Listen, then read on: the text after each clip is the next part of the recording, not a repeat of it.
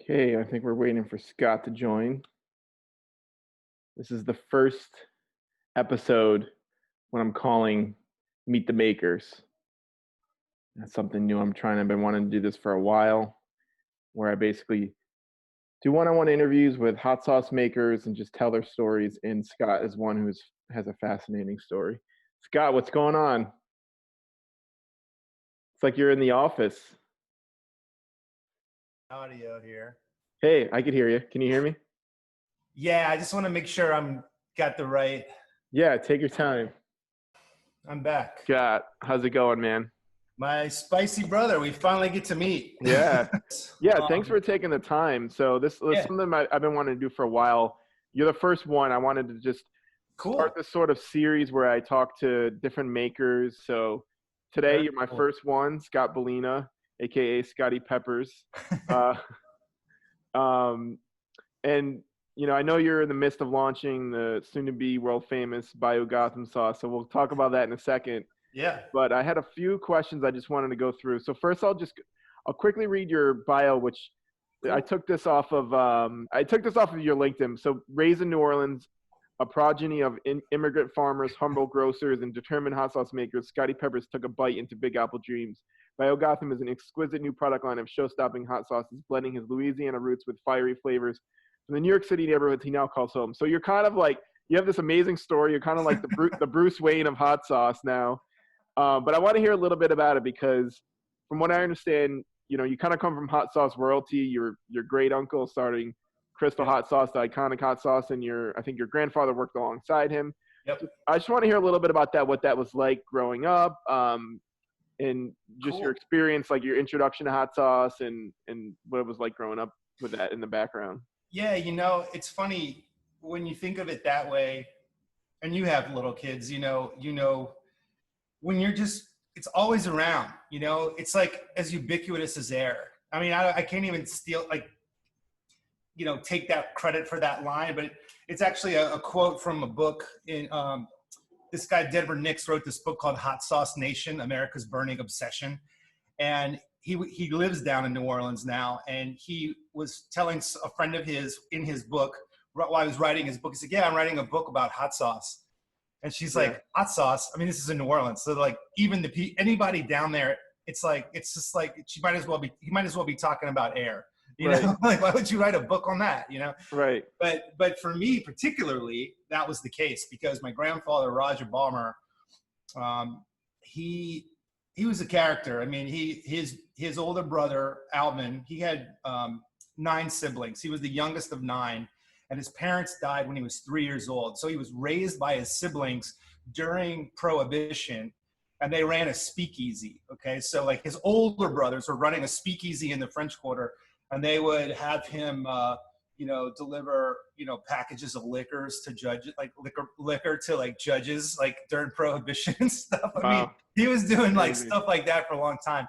His brother Alvin started Crystal hot sauce in 1923 in his garage, and they were really just starting out as like doing jellies and jams and stuff, and then hot sauce came later when it became popular.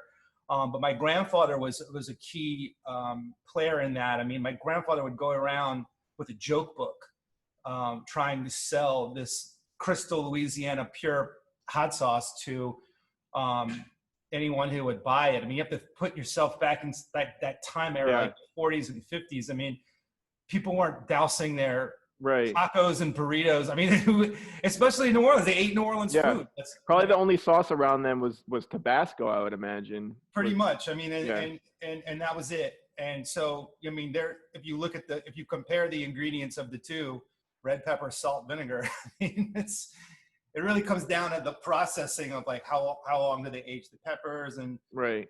so for me, that was just that was my grandpa. Like I think the last thing he probably ever wanted for his descendants was to make hot sauce. Yeah, well, But that's what I was going to ask you. How many of your family members are still involved in the business down there? so my great uncle Alvin has a son, Alvin Jr., and then he took on that, and then he's got a son named Pepper. Oh wow. And he runs. I think that it's like another line of my tree. It's Yeah. I'm really like in bloodline only. I'm not affiliated. Like they're not bank and rolling my Right. Right. project or anything. This Right. is my driver behind doing this comes kind of probably the same way that you love hot sauce. I mean, it's just something. It's like something you're passionate about, something Right. you love. You want to build a community around, and Yeah. I just got into doing it about two years ago. Yeah. It really came down to, my day job. I've been a creative director and designer for like 20 years, and I've worked with a lot of natural food and product clients. Hmm. And that really kind of was my first step into that world, like understanding about distribution and co-packers and Yeah. really what goes into, creating a food or a product brand, like a food and beverage. Yeah. And I've been doing the branding side of it for so long Hmm. that I know how to execute on a brand. Right. Then it's like, but I never really had one of my own. I never Right. really thought to have one of my own, and had a little bit of a lull. I've been on my own, doing my own business for 10 years, and had a little bit of a dry spell with clients. First time in 10 years, I had a dry spell for like 3 months. And I'm like, man, I got to do something. I got to create something. So Yeah. my wife and I were on a trip. We went on a trip of a lifetime to the Galapagos Wow. with her college. She went to school down in Florida. And I came across this like spicy food that I'd never encountered before, like a certain kind of pepper. I think it was the ají amarillo pepper or something like this, Hmm. like a yellow kind of hot sauce. And I was like, what is this? Like, I want to make this. Like, I want Yeah. to go home and I want to make this. I didn't speak Spanish, but I was able to communicate well enough to the Yeah. chef who made this sauce, like figured out what the ingredients were. He had different words, but I was able to figure out what they were. So Wow. when I got home, this would have been about February 2019. I started playing around with it and it came out pretty good. But then I started thinking like more. I started thinking about my roots. I started thinking about my grandfather, that I have this hot sauce background. And I'm like, wow, this is kind of in my blood. Like maybe that's why I've been around Yeah. it my whole life. And I love spicy food. Maybe that's why I love Right. spicy food, because it's always been around. And Right. So so you started experimenting in the kitchen with different flavors and testing things. yeah, well, it's kind of funny. There's a lot of angles. It's kind of like everything that I've done in my life, like career wise or hobby wise or what, has kind of come to this point.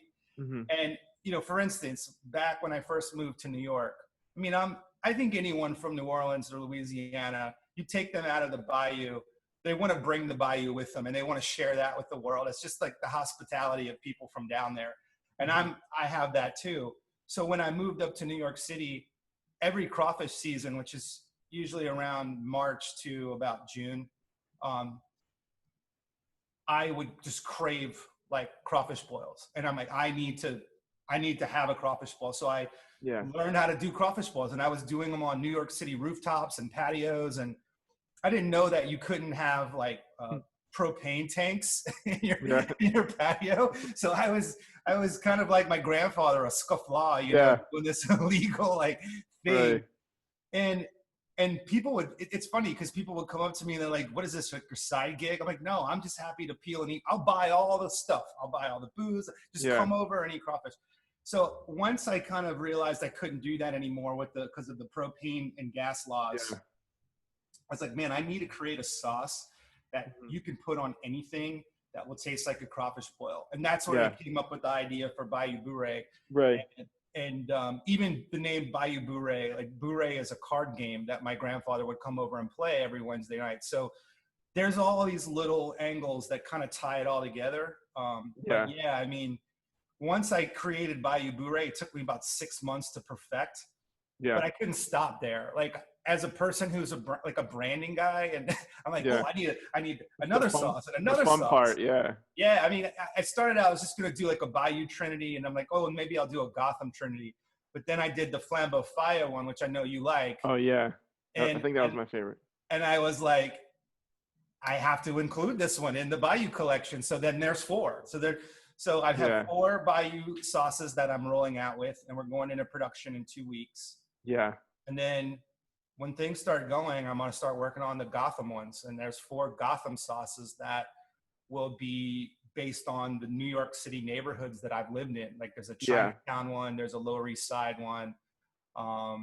That's cool. There's a Murray Hill one, which is like an Indian masala sauce. And then Yeah. the hottest one I make is called Tribeca Blaze because I live in Tribeca now. So Thanks for watching the first episode of Meet the Makers. Stay tuned for episode 2 for the second part of my interview with Scott Bellina, where he continues to share his story about launching a hot sauce on Kickstarter in the midst of a global pandemic.